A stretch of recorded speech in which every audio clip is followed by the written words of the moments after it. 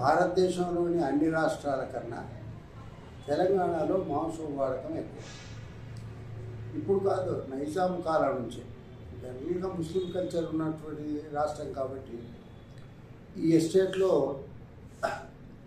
మాంసం వాడకం బాగా ఉంటుంది. ఇంటికి ఎవరు వచ్చినా మాంసం పెట్టకుండా పంపరు. కనీసం కొంతమంది ప్రతిరోజు కాకుండా దినం తప్పిన దినం అయినా మాంసం తింటారు. ఇక్కడ తలసరి వాడకం కనుక చూస్తే 28 కేజీలు ఉంటుంది సంవత్సరానికి. కానీ గ్రాడ్యువల్గా ఇది తగ్గుతూ వచ్చింది. మాంసం పెంచడం కోసం అని చెప్పని కోళ్ళ పరిశ్రమ వచ్చింది.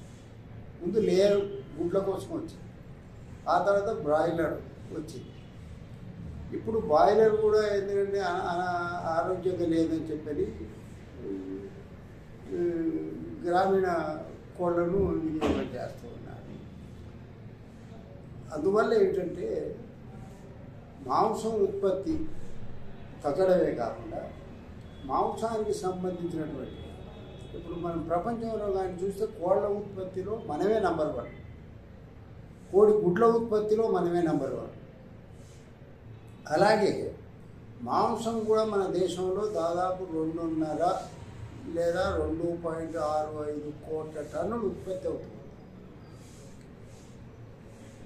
ఇక్కడ మనం వినియోగం చేయగా 2022-23 లెక్కల ప్రకారం 32,600 కోట్ల విలువ గల మాంసాన్ని, బర్రె మాంసాన్ని మనం ఎగుమతి చేసాం. అంటే దాదాపు 33,000 కోట్లు మనం ఎగుమతి చేసాం. అలాగే గొర్రె మాంసం 600 కోట్లకి ఎగుమతి చేశాం. అయితే ఈ గొర్రె మాంసం గొర్రెల యొక్క ఇది తగ్గడానికి కారణం ఏంటంటే ఈ పచ్చిక బయళ్ళు అనేవి అన్నీ కూడా సాగుభూములు అయినాయి. ఈ పచ్చిక బయళ్ళు ఎప్పుడైతే సాగుభూములు అయినాయో గొర్రెలు మేపడానికి, బర్రెలు మేపడానికి అవకాశం లేక చాలామంది పాడిని రద్దు చేసుకున్నారు. గ్రామీణ ప్రాంతంలో ఉన్న వాళ్ళు ఆ వృత్తి నుంచి బయటకు వచ్చారు. కానీ ఆ వృత్తిని పెంచాలి అని చెప్పేది ఒక డిపార్ట్మెంట్, పశుసంవర్ధక శాఖ ఉన్నప్పటికీ దానికి 6,000 కోట్లు కేంద్రం కేటాయించిన, అలాగే రాష్ట్రాలు 1,000 కోట్లు 1,200 కోట్లు ప్రతి ఏటా కేటాయించిన, అది జీతభత్యాలకు తప్ప వృత్తిని పెంచడానికి, మాంసం పెంచడానికి తగినటువంటి వనరులు ఏమీ లేవు. నబార్డో లేకపోతే ఇతర బ్యాంకులు వాళ్ళు ఇచ్చేటటువంటి అప్పులతోటి ఇంట్రెస్ట్ ఉన్నటువంటి వ్యక్తులు మాత్రమే మాంసాన్ని పెంపుదల చేస్తూ ఉన్నారు. అందువల్ల ఏంటంటే ఇప్పటికీ కూడా మన భారతదేశంలో మాంసం ఉత్పత్తి పెంచాలన్న కుతూహలం, వృత్తి ఉన్నటువంటి వాళ్ళు చాలామంది ఉన్నారు. కానీ వాళ్ళ మీద కేంద్ర రాష్ట్ర ప్రభుత్వాలు వాళ్ళ ఆలోచన మీద నీళ్లు చల్లుతున్నాయి. కారణం ఏమిటి? దీనికి ప్రధాన కారణం ఏంటంటే G7 దేశాల యొక్క కుట్ర కీలకంగా ఉంది. America, Germany, Japan, Italy, France, ఈ దేశాలు భారతదేశం మాంసం ఉత్పత్తిలో ఎదుగుదల కాకుండా తమ దిగుమతులు ఇక్కడికి వచ్చేటటువంటిది చేస్తున్నారు. కోళ్ళల్లో మనం నంబర్ 1 ఉన్నాం. మన కోళ్ళ మాంసాన్ని దెబ్బతీయడానికి బ్లూ జబ్బు వచ్చిందని చెప్పారు, బర్డ్ ఫ్లూ వచ్చిందని చెప్పారు. మన మాంసాన్ని వినియోగించడం ఆపేశారు. అది కుట్ర. ఇప్పుడు బెంకోబా, సుగుణ ఇలాంటి కార్పొరేట్ సంస్థల మాంసం వాళ్ళు బయట నుంచి దిగుమతి చేస్తున్నారు. ఇప్పుడు కోడి కాళ్ళు దిగుమతి అవుతున్నాయి. KFC కానీ లేకపోతే మెక్సికన్ చికెన్ ఫ్రైడ్స్ కానీ వాళ్ళ వైపు నుంచి ఏదో 4 నెలల కిందట 3 నెలల కిందట కట్ చేసినటువంటి కోడి కాళ్ళు ఇక్కడికి దిగుమతి చేస్తున్నారు. ఎందుకంటే కోడి కాళ్ళలో కొవ్వు ఉంటుంది కాబట్టి మేము అక్కడ వాడమని వాళ్ళు బాడీని మాత్రమే వాడతారు. కానీ ఇక్కడ మనం బయట నుంచి దిగుమతులను ప్రోత్సహిస్తున్నాం. పాల ఉత్పత్తిలో కూడా మనం ప్రపంచంలో నంబర్ 1, 33 కోట్ల టన్నులు ఉత్పత్తి చేస్తున్నాం. కానీ పాల ఉప ఉత్పత్తులన్నీ కూడా మనకు స్విట్జర్లాండ్ నుంచి, అమెరికా నుంచి దిగుమతి అవుతుంది. కాబట్టి మన దిగుమతులకు ఒక డంపింగ్ కేంద్రంగా భారతదేశాన్ని పెట్టుకోవాలి అని చెప్పనేది ధనిక దేశాల యొక్క ఉద్దేశం. ఎప్పుడైతే 1995లో డబ్ల్యూటీఓ ఉనికిలోకి వచ్చిందో 1/1/1995 నుంచి 2020 నుంచి ప్రత్యేకించి ఏంటంటే ఈ భారతదేశం మీద దృష్టి పెట్టాయి అన్ని ప్రభుత్వాలు, ధనిక ప్రభుత్వాలు. ఎందుకని ఇక్కడ జనాభా ఇప్పుడు వాళ్ళ ప్రపంచంలో మనం నంబర్ 1, చైనాను కూడా అధిగమించాం. మన జనాభా 140 కోట్లలో 20 కోట్ల మంది, అంటే 20% తక్కువ కొనుగోలు శక్తి ఉన్న వాళ్ళ వ్యాపారాలు సాగుతాయి. వాళ్ళు ఏమి మొత్తం జనం అంతా కొనాలని ఉద్దేశం కాదు. మధ్యతరగతి ఉన్నత తరగతికి చెందినటువంటి వాళ్ళు వాళ్ళ మార్కెట్కు రావాలని చెప్పి ఆలోచిస్తున్నారు. అందువల్ల ఏంటంటే దీని వెనకాల మన భారత ప్రభుత్వం యొక్క విధానాలను రూపొందించే దాంట్లో అంటే ఇప్పుడు యానిమల్ హస్బెండరీ డిపార్ట్మెంట్ నిద్రపోవడానికి కారణం ఏమంటారు? మనకు బయట నుంచి వచ్చేటటువంటి ప్రెషర్కు లొంగడం వల్ల కేంద్ర ప్రభుత్వం యొక్క ఇంప్రెషన్కు లోబడి రాష్ట్ర ప్రభుత్వాలు ఈ మన పశు సంవర్ధక శాఖ యొక్క అభివృద్ధికి నిధుల కేటాయింపు తగ్గిస్తున్నారు. దీంతో పాటు ఏంటంటే ఇప్పుడు గొర్రెల పెంపకం ఉంది. పోయిన మన కేసీఆర్ ప్రభుత్వం గొర్రెలకు డబ్బులు ఇచ్చింది. బయట నుంచి కొన్ని గొర్రెలు వచ్చాయి. ఆ గొర్రెలే ఇక్కడికి వచ్చి ఈ గొర్రెలే మళ్ళీ అడుగుపోయినాయి. అందువల్ల ఏంటంటే ఆ గొర్రెల పెంపకం అనేది పెద్దగా జరగడం లేదు. నేను ఒక కారణం చెప్పాను, పచ్చిక బయలు ఎగిరిపోయినాయి. రెండవది ఏంటంటే వాటికి తగినటువంటి వైద్య సౌకర్యం, మొబైల్ ఇంతకుముందు మెడికల్ ఫెసిలిటీ ఉండే అది తీసేశారు. ప్రతి 3 గ్రామాలకు 4 గ్రామాలకు ఒక లైవ్ స్టాక్ హాస్పిటల్ ఉండేది. అవి డాక్టర్లు లేరు, మందులు లేరు, అసలు చూడవే లేదు. పాల ఉత్పత్తిలో కానీ, కోడి గుడ్ల ఉత్పత్తిలో కానీ, మాంసం ఉత్పత్తి. ఇప్పుడు చాలా మంది రైతులు ఆసక్తి చూపుతున్నారు గోట్ ఫార్మ్స్ పెట్టుకోవడానికి. ఆ స్కీమ్స్ ఉన్నాయని కేంద్ర ప్రభుత్వం చెప్తుంది. మధ్యలో నోడల్ ఏజెన్సీగా ఈ యానిమల్ హస్బెండరీ ఉంది. వాళ్ళేమో మాకేమో తెలియదని చేతులు ఎత్తేస్తున్నారు. బ్యాంకులేమో లోన్ ఇవ్వడానికి ఆసక్తి చూపడం లేదు. ఒక విషయం ఏంటంటే నబార్డు ద్వారా కొంతమంది ఇంట్రెస్ట్ ఉన్నటువంటి ధనికులు లేదా కొంచెం ఎడ్యుకేటెడ్ ఉన్నటువంటి వాళ్ళు, ప్రభావం ఉన్నవాళ్ళు, రాజకీయ ప్రభావం ఉన్నటువంటి వాళ్ళు పెద్ద ఎత్తున కోళ్ళ ఫారాలు లేకపోతే గొర్రెల ఫారాలు ఇవి పెడుతున్నారు. ఇంతకుముందు గొర్రెలు విడిగా మేసేది, ఇప్పుడు అలా ఫారాలలో మేసేటటువంటి పరిస్థితి ఏర్పడింది. ఇప్పుడు గోట్కు సంబంధించి నోడల్ ఏజెన్సీ యానిమల్ హస్బెండరీ వీళ్ళే క్లియర్ చేయాలి, కానీ ఇక్కడ వీళ్ళు తొక్కి పెడుతున్నారు. కనీసం మాట్లాడడానికి కూడా ఆసక్తి చూపడం లేదు మీడియాతో. ఇప్పుడు ఎఫ్పిఓలు పెట్టారు. అవును, ఎఫ్పిఓలలో కూడా ఏంటంటే ఈ మాంసాన్ని అభివృద్ధి చేయాలి అనేది ఒక పార్ట్ ఉంది. మాంసంతో పాటు గుడ్లు పాలు ఉత్పత్తి చేయాలి అని చెప్పారు. కానీ ఏంటంటే దానికి తగినటువంటి టెక్నాలజీ కానీ, దానికి తగినటువంటి విత్తనం కానీ, దానికి తగినటువంటి ఫండ్స్ కానీ, సబ్సిడీలు కానీ రిలీజ్ చేయడం లేదు. కారణం ఏమిటి? ఇక్కడ ఉత్పత్తిని ఎలా తొక్కిపట్టాలి భారతదేశంలో అనేటటువంటి కుట్ర ఒకటి ఉంది. అదొకటి దీని మీద ప్రభావం చేస్తుంది. భారతదేశం స్వతంత్రంగా ఎదిరించి పెంచగలిగినటువంటి పరిస్థితి లేదు. ఇప్పుడు ఇంతకుముందు 28 కేజీ వాడేవాళ్ళం, ఇప్పుడు 18 కేజీలకు వచ్చాం. తలసరి వాడకం తగ్గింది. తర్వాత ఇప్పుడు మన దగ్గర నుంచి ఇప్పుడు గోవధ నిషేధం చట్టాలు వచ్చినాయి కదా. తర్వాత గ్రామాలలో ఈ పశువులు వధించకుండా తోళ్ల వ్యాపారం మొత్తం దెబ్బతిన్నది. మనం అసలు తోళ్ళు ఎగుమతి చేయడంలో భారతదేశం నంబర్ 1. ఎందుకంటే రకరకాల పశువుల గొర్రెలై తోళ్ళు మనం ఎగుమతి చేసిన వాళ్ళం. ఇప్పుడు తోళ్ల పరిశ్రమ కూడా లేదు. అందువల్ల ఏంటంటే అసలు గత 4-5 సంవత్సరాలుగా మీరు బాగా అబ్జర్వ్ చేయండి, మన ఆహారపు అలవాట్ల మీద ప్రభుత్వం యొక్క విధానం పనిచేస్తుంది. కాబట్టి ఇప్పుడు జనరల్గా ముస్లిమ్స్ కానీ, వాళ్ళతో సంబంధం ఉన్న వాళ్ళు కానీ, లేకపోతే క్రిస్టియన్స్ కానీ, ఇతర మతాలు అన్నీ కూడా మాంసం వాడతాయి. మాంసం వాడిన వాళ్ళు ఎవరు లేరు. ఇవాళ రేపు నిషేధించబడ్డ వర్గాల వాళ్ళు కూడా మాంసం తింటున్నారు. కాబట్టి దానికి తగినటువంటి ఉత్పత్తి పెంచడానికి తగిన ప్రయత్నాలు చేయాలి. ఇప్పుడు పశువుల వ్యాపారం చేస్తూ ఉంటే వాళ్ళు చంపేస్తూ ఉన్నారు. నాకు తెలిసి ఉత్తరప్రదేశ్లో ఒక 7-8 మందిని చంపారు పశువుల మాంసం వ్యాపారం చేసేవాళ్ళు.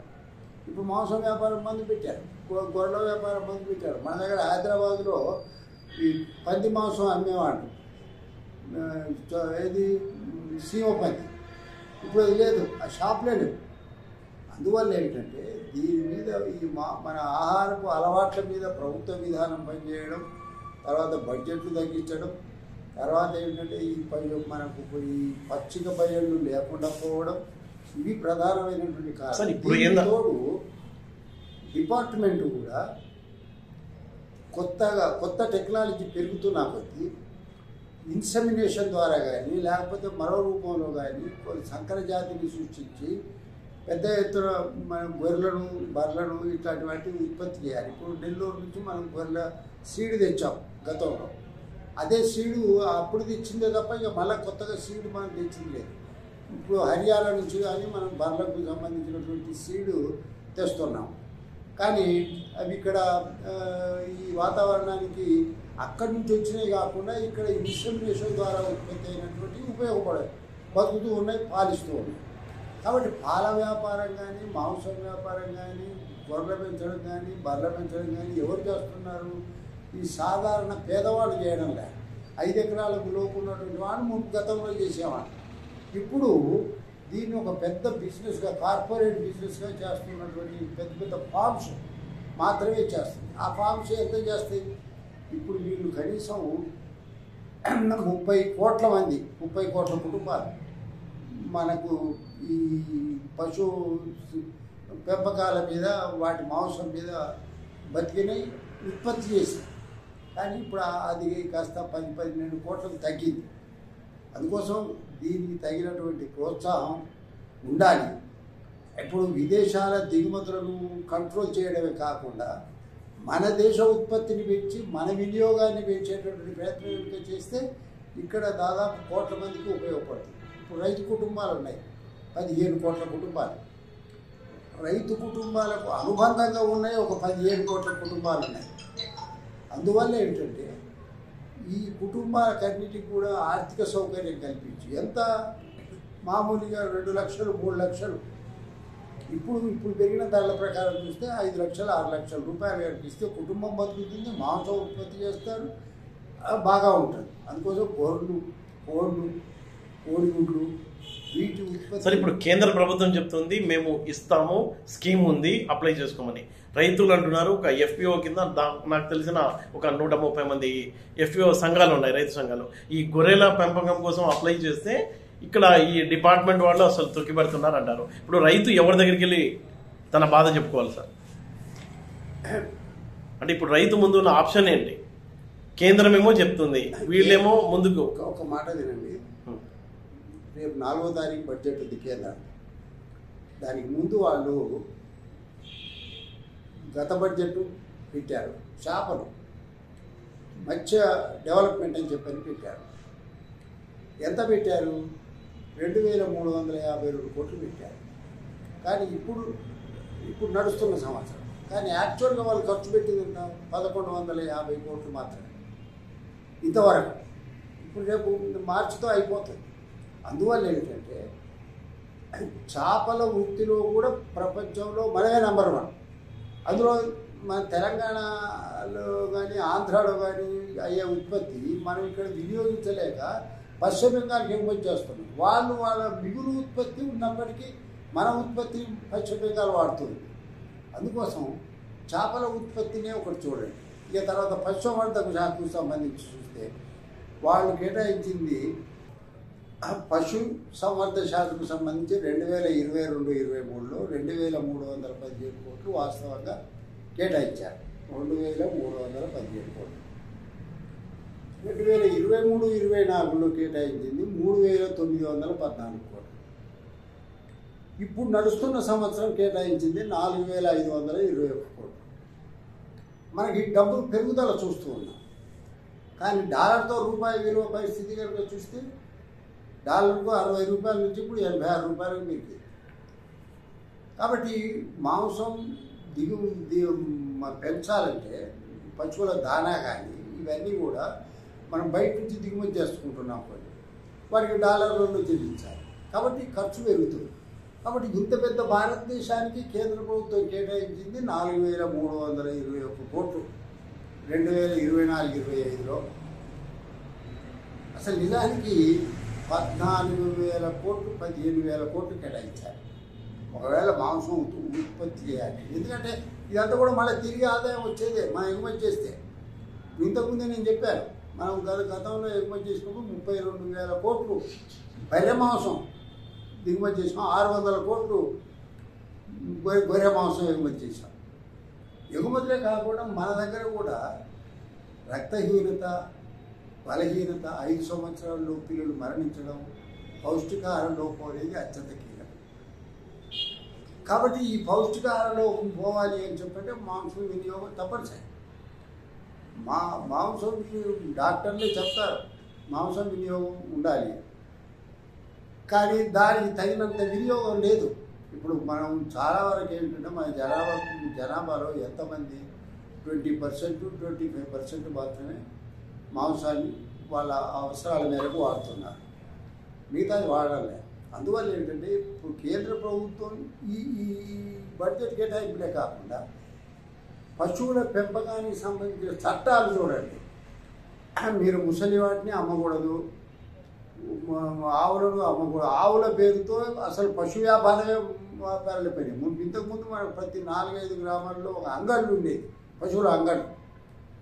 చాలా పేరు మోసిన అంగళ్ళు ఇప్పుడు నవాపేట, జనగాం దగ్గర నవాపేట కానీ లేకపోతే ఇటు మన మెదక్లో కానీ అంగళ్ళల్లో కనీసం కొన్ని వేల పశువులు వస్తాయి. గొర్రెలు, బర్రెలు, ఆవులు అన్నీ పోతాం. ఇక్కడ ఆల్కాబీర్ అని ఒకటి ఉంది, అది మూతపడిపోయింది. పశు మాంసం వాళ్ళు తీసి ఆ తోళ్ళ పరిశ్రమ తర్వాత ఎగుమతి చేసేవారు. ఇప్పుడు పశు మాంసం కట్ చేసేటి అన్నీ కూడా మూతపడిపోయి. ఇప్పుడు పశు మాంసంలో కూడా మన జనాభాలలో రకరకాల వాళ్ళు ఉన్నారు. 20% ముస్లిమ్స్ ఉన్నారు, ఇంకా చాలామంది ఉన్నారు. కాబట్టి హలాల్ చేస్తారు. హిందువులు కూడా ఎవరైనా తినాలి, ఎవరైనా ఇంటికి వస్తే ఎట్లా అని చెప్పి హలాల్ చేస్తారు. ఇప్పుడు హలాల్ని నిషేధించారు. అది మాంసాన్ని తినరు కొందరు. అందువల్ల ఏంటంటే ఒక దిక్కు పెంచుతున్నామని చెప్తూనే మరొక వైపున పరోక్షంగా ఆంక్షలు పెడుతూ ఉన్నారు. తర్వాత పరోక్షంగా ఏమిటంటే మాంసం వినియోగాన్ని తగ్గిస్తూ ఉన్నారు. కూరగాయలే పెంచండి, కూరగాయలు తినండి, అసలు ఆహారం అలవాట్లను మార్చేటటువంటి ఒక ప్రయత్నం జరుగుతుంది. ఈ విషయాన్ని కూడా మనం గమనించాలి. అందువల్ల ఏంటంటే గత అలవాట్లు, గత 15 ఏళ్ళ కిందట 10 ఏళ్ళ కిందట ఉన్నటువంటి అలవాట్లు ఏంటి? మనకు తోచిన ఆహారం తినాం. తోచిన ఆహారం అంటే మాంసాహారమే. అసలు బయటికి వెళితే మాంసాహారమే. ఇప్పటికీ కూడా మీకు హైదరాబాద్ సిటీలో ఎవరైనా హైదరాబాద్ బిర్యానీ, హైదరాబాద్ మాంసం, హైదరాబాద్లో చేపలు ఇవన్నీ బాగా వినియోగం ఉంటుంది. అలాంటి మన హైదరాబాద్లో చూస్తే మన వినియోగం తగ్గింది. దీనికోసం ఏంటంటే బడ్జెట్ పెంచడం ఒకటే కాదు, దానికి తగినటువంటి చట్టాలు చేయాలి. తర్వాత ఇప్పుడు నబార్డు ఉంది. నబార్డు పని ఏంటి? పేరు ఏంటంటే నేషనల్ అగ్రికల్చరల్ డెవలప్మెంట్ బ్యాంక్ అని. కానీ వాళ్ళు వ్యవసాయానికి 10 రూపాయలు కూడా అప్పు ఇవ్వాలి. ఎఫ్పిఓలకు ఇవ్వాలి. ఎఫ్పిఓలకు కూడా వాళ్ళు ఇవ్వడం లేదు. వాళ్ళు ఏమైనా ఇండస్ట్రీస్కు, కాంట్రాక్టర్లకు డబ్బులు ఇస్తున్నారు. ఎందుకంటే వాళ్ళు 18%, 14% వడ్డీ ఇస్తారు. వీళ్ళకు వ్యవసాయానికి ఇస్తే 9%, 7%. అందువల్ల ఏంటంటే బ్యాంకులు దాదాపు మీరు బాగా స్టడీ కనుక చేస్తే 4-5 సంవత్సరాల నుంచి ఈ లైవ్ స్టాక్ కానీ అంటే పశువుల పెంపకానికి కానీ వ్యవసాయానికి కానీ రుణాలు తగ్గించేసాయి. అందువల్ల ఏంటంటే దాని యొక్క ప్రభావం వీటి మీద పడుతుంది. ఇప్పుడు కోళ్ళ ఫారాలు, బర్రెల ఫారాలు, గొర్రెల ఫారాలు ఎవరు పెడుతున్నారు? చాలా పెద్దోళ్ళు పెడుతున్నారు. అంటే దాదాపు 15 లక్షలు, 20 లక్షలు, 30 లక్షలు పెట్టుబడి. కానీ అలా కాకుండా ఏంటంటే ప్రతి కుటుంబానికి 2 బర్రెలు, 4-5 గొర్రెలు. ఇంతకుముందు గొర్రెలలో ఏం చేసేదంటే మగ గొర్రెలను పుట్టగానే వాటిని వేరుపరిచి పాలు పడగానే వేరుపరిచి మగ గొర్రెలను పెంచి కోడెళ్ళ వ్యాపారం చేసి కొన్ని కుటుంబాలు బతికినాయి. ఇప్పుడు అది లేదు, ఆ వ్యాపారం లేదు. ఎందుకంటే కోడేళ్ళని పెంచాలంటే మళ్ళీ పచ్చిక బయలు కావాలి, అవి లేవు.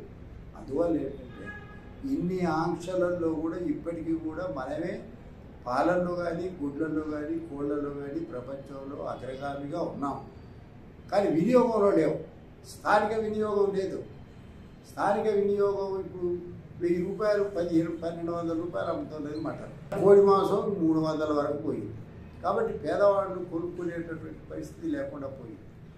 అందుకోసం ప్రభుత్వం బడ్జెట్ కేటాయింపు ఒకటే కాకుండా కొత్త ఇన్సెమినేషన్ ద్వారా కొత్త జాతులను కొత్త రకాలను సృష్టించడం, వినియోగాన్ని పెంచడం, తర్వాత ఇక్కడ ఉన్నటువంటి పెద్ద ఫామ్ హౌస్లే కాకుండా చిన్న సన్నకారు రైతులకు ఈ బర్రెలు గోళ్ళు ఈ గొర్రెలు కనుక ఇస్తే ఇది ఒక సంవత్సరంలోనే డెవలప్ అయిపోతుంది. 2024, 25, 26 వరకు కనుక చూస్తే అబ్నార్మల్గా అంటే రెట్టింపు పెరిగేటటువంటి అవకాశం ఉంది. అందువల్ల ప్రభుత్వం ఏంటంటే సైంటిఫిక్గా, సాంకేతికంగా, శాస్త్రీయంగా ఆలోచించి బడ్జెట్ కేటాయింపు కాదు, సరి అయిన టెక్నాలజీ ఉండాలి. పశుసంవర్ధక శాఖ, మత్స్యశాఖ ఈ పనిలోనే ఉండాలి ప్రత్యేకించి. ఇంకొక పని అనేది ఉండకూడదు. కానీ వాళ్ళు ఇప్పుడు ఏం చేస్తున్నారు, వచ్చి సూచనలు చేస్తున్నారు, పోతున్నారు. సూచన చేయగా ఇంతకుముందు వాళ్ళు స్వయంగా ఉండి చేసేవారు.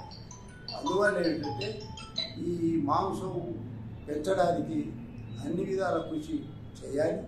అదొక కేంద్ర ప్రభుత్వం, దాని అనుబంధంగా రాష్ట్ర ప్రభుత్వాలు వాళ్ళ యొక్క బడ్జెట్లో వాళ్ళ విధానాలను మార్చుకోవాలి. తర్వాత వాళ్ళ చట్టాలలో ఏవైతే ఆటంకంగా ఉన్నాయో వాటిని తొలగించాలి.